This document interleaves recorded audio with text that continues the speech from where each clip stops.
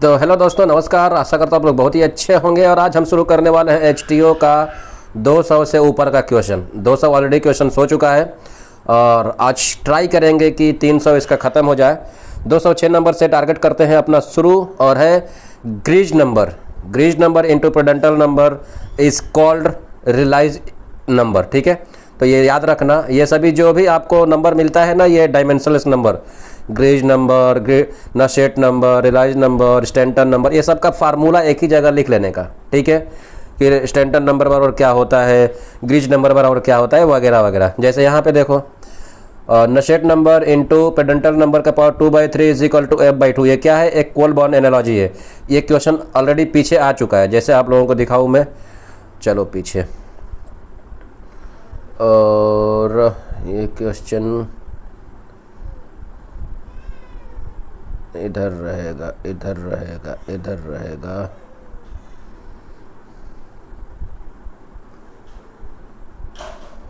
कहाँ गया?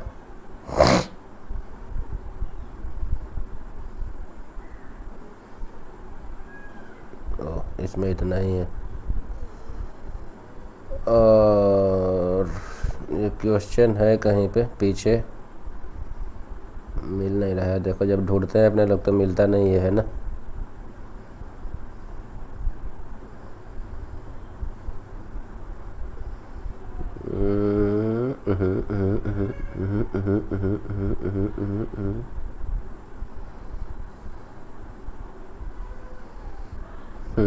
ठीक है, मिल नहीं रहा है, देख लेंगे बाद में।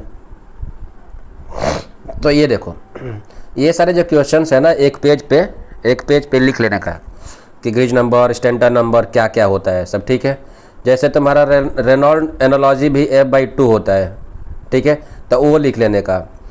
फिर यहाँ पे देखो, नशेट स्टैंटन नंबर बराबर F/2, ये कौन सा एनालॉजी है, ये है रेनॉल्ड एनालॉजी। ठीक है, ये देखो, रेनॉल्ड एनालॉजी के अनुसार स्टैंटन नंबर बराबर F/2 होता है। Prandtl number and Reynold number are same when Prandtl number is 1।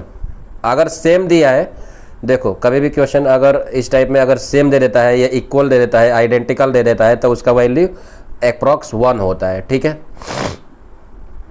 उसके बाद में Colburn analogy. Colburn analogy is applicable for the value of Prandtl number from. Colburn analogy कितने value पे काम करता है, 0.6 से 120 तक, अगर प्रेडेंटल नंबर इतना है तो। ओके, इसी में एक क्वेश्चन और है, प्रेडेंटल नंबर का वैल्यू 0.6 लेस होता है तो वो कोल बॉन्ड एनालॉजी काम करता है। The local surface conductance for laminar film condensation on vertical surface. मैं ऑलरेडी ये क्वेश्चन बताया था आप लोगों को कि एक है डेल टी का पावर 3, डेल टी का पावर 1/3 एटसेट्रा एटसेट्रा। ठीक है, तो वैसे ही यहाँ पे देखो, local surface conductance for laminar film condensation on vertical surface. Vertical surface पे जो कंडेंसेशन होता है, फिल्म कंडेंसेशन, वो प्रोपोर्शनल होता है 1/t टेम्परेचर के व्युत्क्रमानुपाती होता है, इनवर्सली प्रोपोर्शनल होता है। ठीक है, थिकनेस के इनवर्सली प्रोपोर्शनल होता है। 212 number question, in A boiling curve the peak heat flux is called. The peak heat flux को बोलते हैं अपने लोग, कहाँ गया, बर्न आउट। ये याद रख लेना, बर्न आउट। ओके, और लेडन फॉरेस्ट को का यूज होता है रेडिएशन में। अगर कहीं पे आपको दिखेगा, ये क्वेश्चन आगे आएगा, लेडन फॉरेस्ट का आएगा, बर्न आउट का आएगा। तो लेडन फॉरेस्ट को कैसे मैं याद किया था आपको बताता हूँ, वो क्वेश्चन अगर आएगा तो आगे। ठीक है, the Stefan Boltzmann constant depends on the none of this. Electromagnetic radiation propagate in vacuum with velocity of, ये प्रकाश की स्पीड पूछ रहा है। ठीक है, controlling heat transfer film coefficient is the one which offers. Controlling heat transfer coefficient, heat transfer film coefficient is the one which offers the largest resistance to heat transfer. Controlling heat transfer film coefficient, control करना है तो largest resistance चाहिए। ठीक है, तभी आपका जो heat transfer है वो कंट्रोल होगा। उसके बाद में है double pipe heat exchanger is used for chilling oil to be dewax. Chilling के लिए हम डबल पाइप हीट एक्सचेंजर का यूज करते हैं, बस इतना ध्यान रखो, इंपॉर्टेंट क्वेश्चन है वो। 217 number, U tube heat exchanger is the most suitable when the temperature of shell side fluid is much higher than the tube side. देखो यू ट्यूब कौन सा होता है, ये आपका एक हीट एक्सचेंजर हो गया, ठीक है। इस टाइप में जो रहता है बॉयलर ना, इसमें आपका यू ट्यूब हीट एक्सचेंजर होता है, ठीक है। यहाँ से फ्लूइड गया, यहाँ से फ्लूइड आउट हो गया, तो इसको हम बोलते हैं यू ट्यूब। यू शेप में रहता है, ठीक है। तो यहाँ पे देखो आपका जो ट्यूब है ये यू शेप में हो गया। ये कहाँ पे यूज करेंगे, जब सेल साइड में टेम्परेचर ज़्यादा हो, इधर टेम्परेचर ज़्यादा हो, ठीक है, और ट्यूब साइड में टेम्परेचर कम हो, तो ऐसे जगह पे हम यूज करते हैं आपका U tube heat exchanger. Okay, उसके बाद में है आपका in a shell and tube heat exchanger. In a shell and tube heat exchanger putting a longitudinal baffles across the cell forces the cell side fluid to pass twice through the heat exchanger। Okay, इसको समझते हैं question को क्या पूछ रहा है। यहाँ पे देखो ये आपका एक हीट एक्सचेंजर है। ओके, 18 नंबर क्वेश्चन क्या बोल रहा है, in a shell and tube heat exchanger putting a longitudinal baffle. Baffle पहले तो आप यहाँ पे ट्यूब बना दो, लॉन्गिट्यूडनल बफेल कर दो, ये बफल्स हो गया, ठीक है। लॉन्गिट्यूडनल अक्रॉस द सेल, ठीक है। अब ये देखो आपका ये तो वर्टिकल हो गया, ठीक है। अब ये बोल रहा है आपका जो बफेल्स है वो लॉन्गिट्यूडनल कर देते हैं, तो लॉन्गिट्यूडनल किधर हो जाएगा, ये इस साइड में हो जाएगा, इस साइड में। ओके, ये आपका बफेल हो गया लॉन्गिट्यूडनल। तो पास होगा वो कैसे हो जाएगा, सेल साइड पास होगा, वो अब इधर से जाएगा, पूरा ये भरेगा, फिर इधर से वापस आके फिर इधर जाएगा, ठीक है। तो इसको हम बोलते हैं लॉन्गिट्यूडनल बफेल्स। तो जो पास हो जाएगा वो कितना हो जाएगा, डबल पास हो जाएगा। एक बार और समझा देता हूँ क्योंकि फिगर थोड़ा सा सही नहीं बना था। ये देखो ये हीट एक्सचेंजर है आपका, ये बोल रहा है कि सेल साइड में हम लोग क्या करते हैं कि बफेल्स लगा देते हैं। हालांकि इसको बफेल्स नहीं बोलते हैं, इसको डिवाइडिंग प्लेट बोलते हैं, और ठीक है। तो ये लॉन्गिट्यूडनल हो गया, ठीक है। अब यहाँ पे हम जब सेल साइड में फ्लूइड डालेंगे तो ये इधर पहले भरेगा, इधर भरते हुए फिर इधर जाएगा, फिर इधर से निकलेगा। तो कितना पास हो गया, एक पास ये, एक पास ये, दो पास। तो यहाँ पे हो जाएगा twice through the heat exchanger. Pass कितना हो गया, ट्वाइस। उसके बाद में overall heat transfer coefficient for cooling of hydrocarbons by water. Water से हाइड्रोकार्बन को कैसे कूल करते हैं, कितना उसका रेशियो होता है, कोफिशिएंट होता है 50 to 100 BTU पर हावर फीट स्क्वायर फ़ारेनहाइट, ठीक है। यूनिट का ध्यान रखना इंपॉर्टेंट है, BTU पर हावर फीट स्क्वायर फ़ारेनहाइट है। 220 steam traps are provided in steam carrying pipelines to. Trap क्यों यूज़ करते हैं और इजेक्टर। देखो ट्रैप और इजेक्टर में हमेशा कन्फ्यूजन होता है। ये स्टीम जा रहा है, स्टीम जब जाएगा तो जाहिर सी बात है कि थोड़ा आगे जाएगा तो टेम्परेचर थोड़ा डाउन होगा, तो कंडेंस होगा। तो इसमें पानी है, अब इस पानी को निकालना है, नहीं तो ये स्टीम कहाँ जाएगा, टरबाइन पे या कहीं और जाएगा। मान लो कि टरबाइन पे जाता है तो टरबाइन पे स्टीम जाना चाहिए, पानी नहीं। पानी जाएगा तो जो ब्लेड है उसको कोरोजन करेगा, और उसमें क्या बोलते हैं कि ब्लेड पे इफेक्ट करेगा, ये इसकी स्पीड को कम ज़्यादा करेगा, बहुत कुछ करेगा, ठीक है। तो इसको हमको निकाल देना है, वाइब्रेशन होने लगेगा, इसको निकाल देना इस पानी को। तो इस पानी को निकालने के लिए हम यूज़ करते हैं ट्रैप। ट्रैप क्या करता है, सिर्फ पानी को निकालता है, स्टीम को नहीं निकालता है। ओके, अब दूसरा रहता है इजेक्टर। तो इजेक्टर का काम क्या रहता है, ये देखो हो गया आपका क्या बोलते हैं, कंडेंसर। कंडेंसर में स्टीम आता है, कंडेंस होता है, ठीक है। अब मैक्सिमम जो स्टीम है वो कंडेंस हो जाता है, लेकिन कुछ स्टीम 2-4% जो है वो कंडेंस नहीं होता है। तो अब चूंकि कंडेंस नहीं होगा 2-4%, तो वो कंटिन्यूस स्टीम जो है बढ़ते जाएगा इसके अंदर वेपर, तो ये प्रेशराइज हो जाएगा, ठीक है। तो हमको ज़्यादा से ज़्यादा कंडेंस करना है तो इसके अंदर वैक्यूम होना चाहिए, प्रेशर कम होना चाहिए। तो इसलिए हम यहाँ से जो वेपर है जो नॉन कंडेंसेबल है, कंडेंस नहीं हुआ है, उस वेपर को निकाल देते हैं और उसके लिए हम यूज़ करते हैं इजेक्टर। तो इजेक्टर का यूज़ क्यों करते हैं? वेपर को निकालने के लिए, वैक्यूम क्रिएट करने के लिए। और ट्रैप का यूज़ करते हैं कंडेंसेट को निकालने के लिए। उसके बाद में देखो, which is the most suitable for the concentration of highly concentrated solution. Most suitable for the concentration of highly concentrated solution को कंसंट्रेट करने के लिए कौन सा हम इवेपोरेटर यूज़ करेंगे? Open evaporator. बिकॉज ये बहुत ज़्यादा हाईली कंसंट्रेटेड है, तो अगर हम वेसल में डालेंगे किसी, ठीक है, तो उसी में चिपक जाएगा क्योंकि बहुत ज़्यादा कंसंट्रेशन है इसका, इसलिए हम इसको ओपन में करके कर लेंगे। उसके बाद में है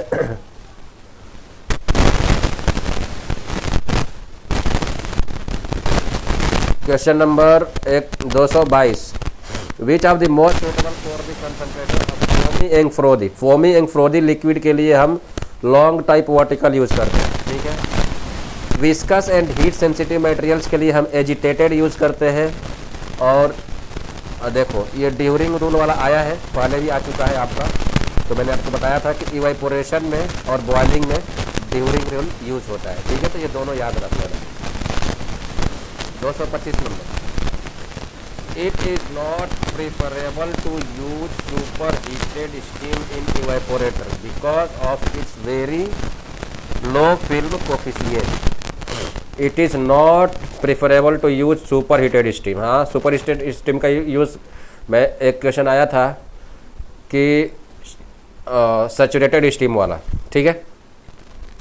सैचुरेटेड स्टीम क्या करता है कि मान लो कि इसको हीट करना है, इसमें मान लो कि क्या है, इसमें मान लो कि वाटर, ठीक है, वाटर को हमको गर्म करना है, हम इसमें डाल देंगे सैचुरेटेड स्टीम, ठीक है।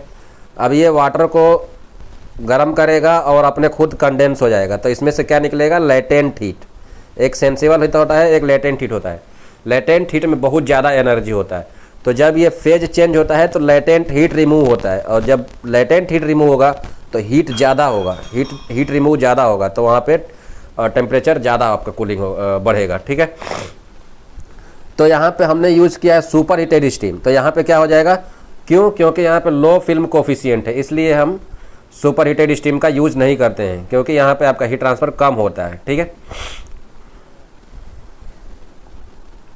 226 में आल दिया है। 227 देख लो, steam side heat transfer coefficient in an evaporator is the range of 5000 से 15,000 तक। जो रेंज होता है हीट स्टीम का हीट ट्रांसफ़र कोफिशिएंट वैल्यू होती है वो 5000 से 15,000 तक होती है। उसके बाद में Duhring rule, during distillation formation of crystal can occur in super saturated solution only. Crystallization में जो आपका क्रिस्टल फॉर्म होता है वो सुपर सेचुरेटेड फॉर्म में होता है, ठीक है। ऑल है, ऑल है, ऑल है, ऑल, ये देख लो। The wavelength at which maximum monochromatic emissivity power occurs at the black body is, ये एक लॉ है जिसको हम बोलते हैं वीन्स लॉ, ठीक है। वीन्स लॉ के अनुसार जो वेवलेंथ होता है इस प्रोपोर्शनल टू 1/t होता है। टेम्परेचर वेवलेंथ टेम्परेचर के व्युत्क्रमानुपाती इनवर्सली प्रोपोर्शनल होता है, इसको ध्यान रखना ब्लैक बॉडी के लिए। With increase in temperature the total emissivity of conductors, emissivity of, देखो किसी भी कंडक्टर का टेम्परेचर बढ़ाएंगे तो एमिसिविटी क्या होगा? बढ़ेगा, okay. Black paint has the maximum absorption, आप जानते ही हो। White lead paint has minimum absorption, जानते ही हो। With increase in the distance between the heat source and the object receiving the heat the radiation heat transfer. With increase in distance between heat source, जाहिर सी बात है यहाँ पे पास रखोगे तो रेडिएशन के थ्रू हीट ट्रांसफ़र ज़्यादा होगा, इसको दूर कर दोगे तो हीट ट्रांसफ़र कम हो जाएगा क्योंकि डिस्टेंस बढ़ गया, ठीक है।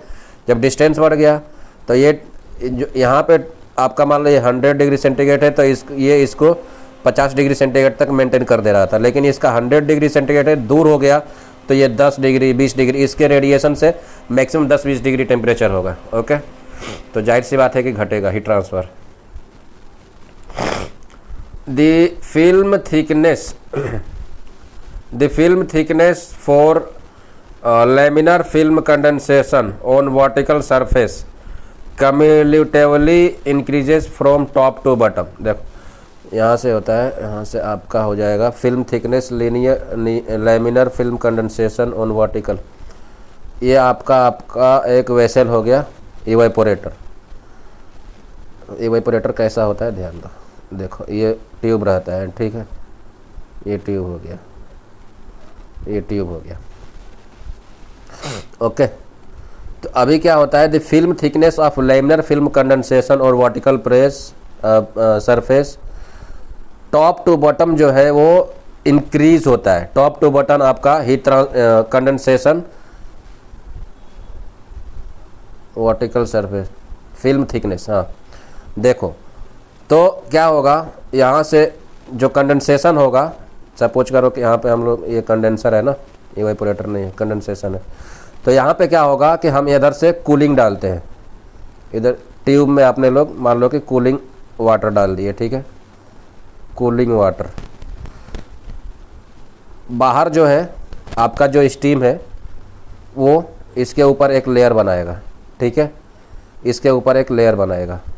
तो टॉप पे लेयर क्या होगा, कम होगा, क्यों, क्योंकि बाई ग्रेविटी ये नीचे सरकता जाएगा। तो टॉप टू बॉटम क्या होता है, इसका फिल्म थिकनेस इंक्रीज होता जाता है, ठीक है, ध्यान देना। बिकॉज ऊपर बनता तो है लेयर, लेकिन वो नीचे सरक जाता है ड्यू टू ग्रेविटी। तो नीचे का जो लेयर होता है, थिकनेस होता है कंडेंसेशन का, वो ज़्यादा होता है कंपेयर टू ऊपर का, टॉप का। तो वही ये बोल रहा है question. heat produced when a steady state current I passes through an electrical conductor having resistance R is I square R, याद रख लेना इसको।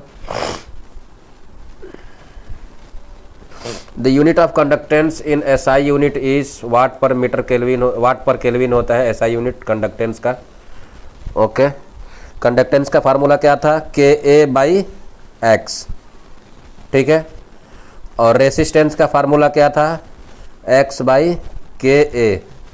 ओके, अब कंडक्टेंस से यहाँ से आप इसका क्या बोलते हैं कि यूनिट निकाल सकते हो, ठीक है। यहाँ से थर्मल कंडक्टिविटी का यूनिट डाल के, एरिया ये मीटर का जो आपका थिकनेस का है वो आपका यूनिट डाल के इसको निकाल लोगे तो निकल जाएगा watt per kelvin.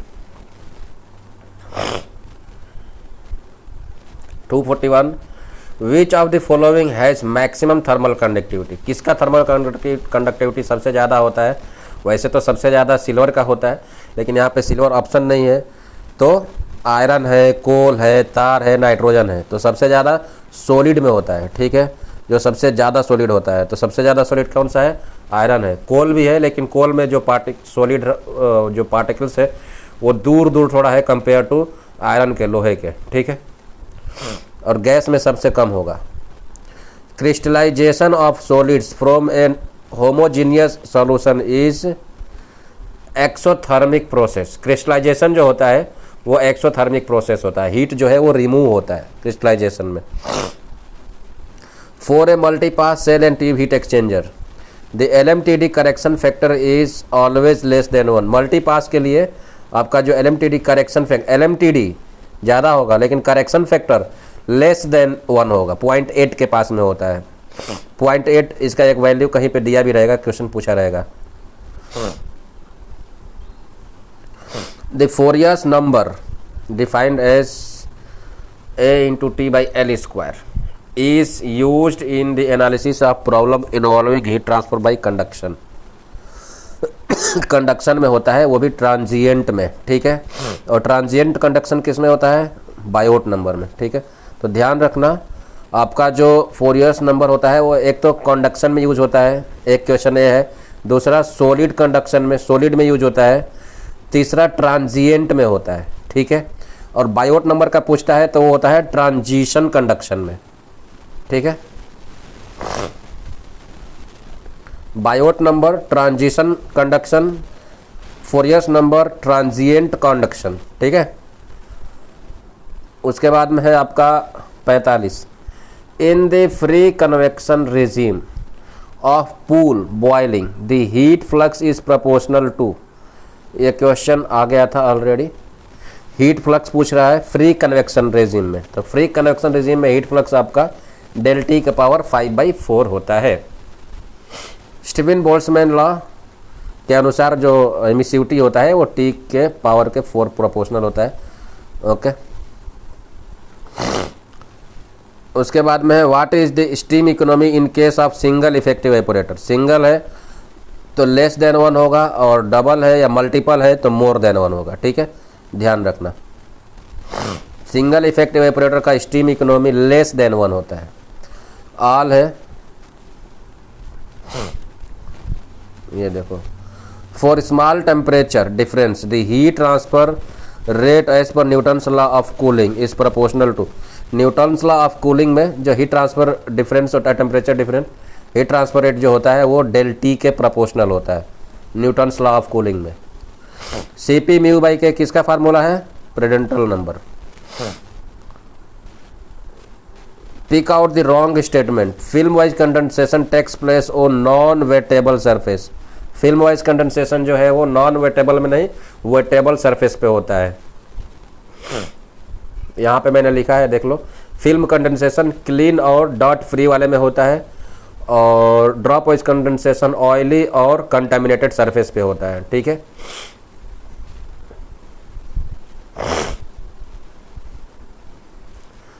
While the total emissivity of a perfect black body is unity, while the total emissivity of a perfect black body is unity, unity दिया हुआ है, एक दिया हुआ है, तो the same body is between 0 to 1 हो जाएगा, ठीक है। Total emissivity perfect black body की अगर 1 दिया है तो फॉर दिस रियल बॉडी के लिए कितना हो जाएगा? अगर ब्लैक बॉडी के लिए 1 है तो रियल बॉडी के लिए एमिसिविटी 0 से 1 के बीच में होगा, ठीक है, 1 नहीं होगा। एमिसिविटी ब्लैक बॉडी की 1 होती है, लेकिन रियल बॉडी की 1 से कम होती है। क्यों? क्योंकि वो और कुछ एनर्जी जो है वो रिफ्लेक्ट कर देता है।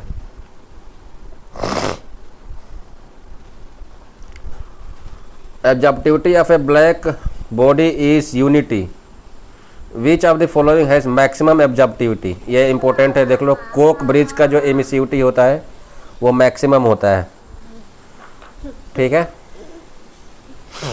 Absorptivity, sorry. और उसके बाद में है convective heat transfer in which heat is transferred by movement of warmed matter is described bye Newton's law of cooling. Newton's law of cooling के अनुसार कन्वेक्टिव हीट ट्रांसफर जो होता है, ठीक है, वार्म्ड मैटर में होता है। और एच डी बाई के नसेट नंबर का फार्मूला है a graph between 1/u and 1/v का पावर 0.8 जो है ये विल्सन प्लॉट कहलाता है, ध्यान रखना। विल्सन प्लॉट, ऐसा 2 क्वेश्चन पूछा है विल्सन प्लॉट को लेकर के।